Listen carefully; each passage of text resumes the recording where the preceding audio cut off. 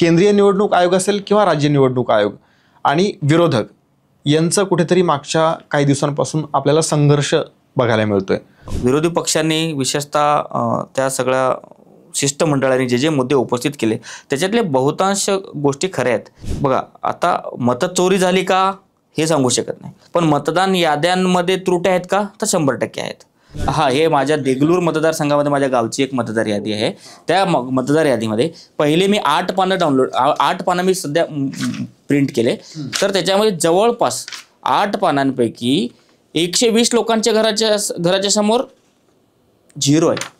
का तुम्ही 1 जुलैची किंवा 1 जानेवारीची अट घालता ना?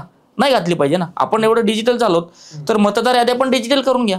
आमच्या बूथवर एकही असा मतदार नव्हता की त्याचा मतदार यादीमध्ये नाव नाही आणि त्यांनी मतदान केले। जसं राज ठाकरे म्हणतात तसं सर्वसामान्य लोकांचंही तेच म्हणणं आहे की जे त्रुट्या आहेत ह्या त्रुट्या जर सुधारून जर निवडणुका होत असतील तर काय अडचण आहे।